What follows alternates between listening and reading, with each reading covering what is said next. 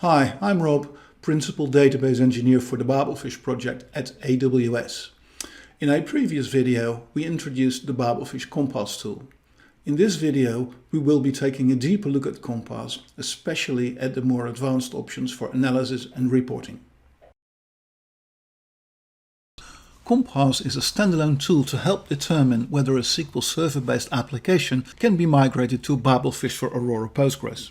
Compass performs a detailed analysis of all SQL features in your application.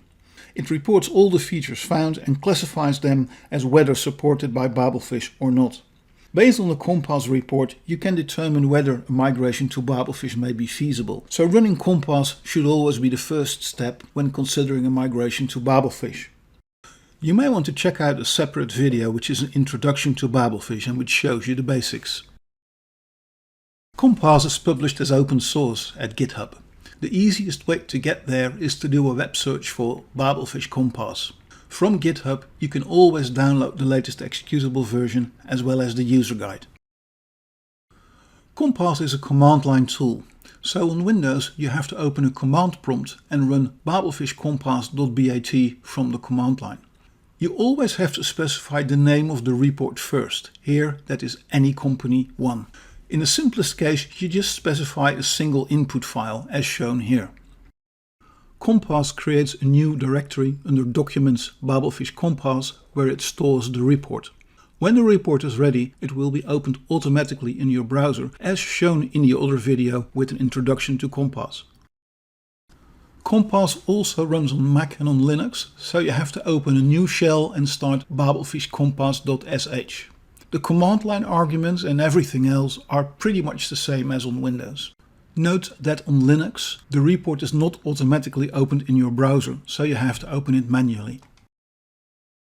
Every report gets its own directory. You see an example of 2 reports here resulting from 2 earlier Compass runs.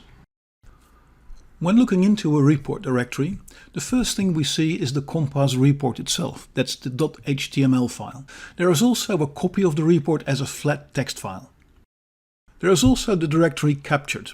That directory contains the analysis results, and that is what the Compass report is generated from. The imported directory contains the original SQL input files, and that is the input to the analysis. The log directory contains the session log files, basically what you saw on your screen when you ran Compass. Now, please do not edit or remove or rename these files, because Compass can do things like generate additional reports or run more analysis, but that expects these files to exist. The name of the Compass report file always starts with report. That is followed by the report name that you specified as the first argument on the Compass command line. Then comes an indication of the Babelfish version for which the analysis was performed. Here that is version 2.2.0. And finally there is the time when the report was created. If you want, you can overwrite this and specify your own file name with the report file flag. Once analysis is done, you can generate additional reports. A common reason is to generate a cross-reference with links to the SQL code for the reported items, so that you can see precisely what the original SQL code looked like. To generate a cross-reference, first specify the report name and then use the flag report option space xref as shown here. You don't specify an input file again, since the input has already been read and the analysis has already been performed. In the report directory, you now see the original report, but also the cross-reference report that was just generated. Note that the cross-reference report is much bigger than the original one without the cross-reference. And indeed that is the reason why the cross-reference is not generated by default, because such very large HTML files may sometimes be slow to open in your browser. If you generate a cross-reference, in fact you get 2 cross-references. They contain the same information, but they are organized differently.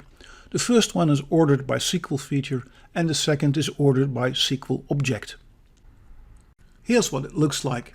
In the first example you can see all the places and objects where a particular feature occurs as they are listed together. In the second example, which is grouped by object, it is easy to see all issues that apply to a particular object as they are listed together as shown here. You can also generate a more targeted cross-reference. For example, I can create a cross-reference for one particular category only, like only the review performance items. Or I can even generate a cross-reference for all supported items. Though if you do that, keep in mind that your report may get very, very large indeed. As another use case, let's say I am interested in the details of all cases of a like operator. With the option filter equals like, a cross-reference is generated only for items that contain the string like. As you can see, various options can be used together in the report options flag, concatenated by commas. Just make sure you don't use any spaces, because that will probably lead to an error message. By default, analysis is performed for the most recent Babelfish release that your version of Compass supports. And when you download Compass from GitHub, it will always be updated for the most recent Babelfish release. Sometimes you may want to run an analysis for an older Babelfish version. Imagine, for example, you have migrated an application to Babelfish some time ago. That application is now running just fine on a Babelfish instance that is not the latest Babelfish release by now. Now you want to migrate another application to that same Babelfish instance. The question now is, how compatible is that other application with that older Babelfish version that I am running? With the Babelfish-version flag, you can specify an older version of Babelfish that the analysis should be for. The file name of the report will also indicate the version that the analysis was done for.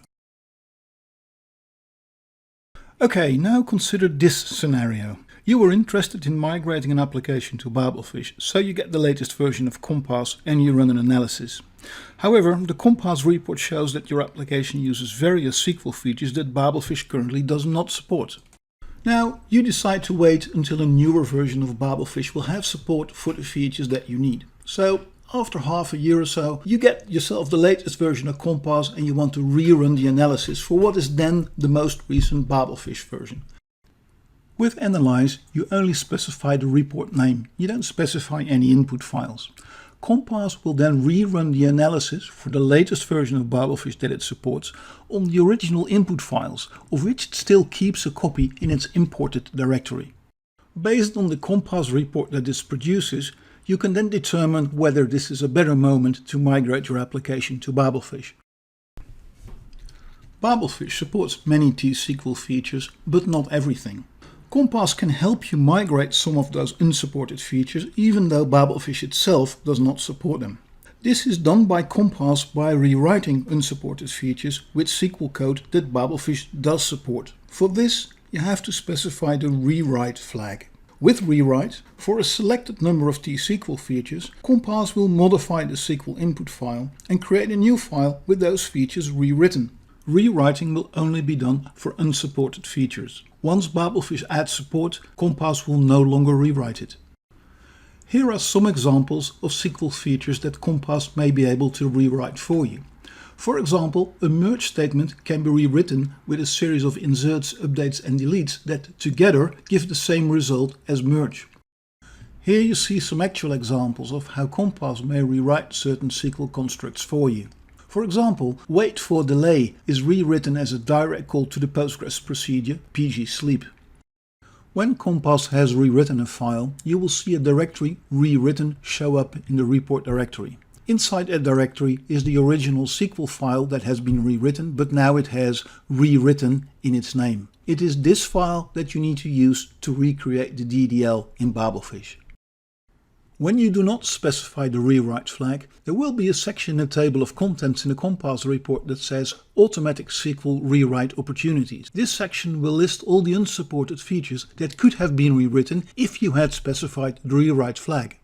With the rewrite flag, that section disappears and instead you get entries for the rewritten features in the summary section as well as in the cross-reference section. So it's a really good idea to use the rewrite flag when there are any rewrite opportunities. Just keep in mind that when there are a lot of items to rewrite, Compass may run slower. Sometimes you just may want to throw away an existing report before creating it again. The delete flag will first delete the entire report directory before regenerating the report from scratch. Lastly, as you would expect, Compass has a help flag that prints out the various options that can be used. We have discussed some of these options in this video, so stay tuned for more videos where we will discuss the other options. For now, thank you for watching.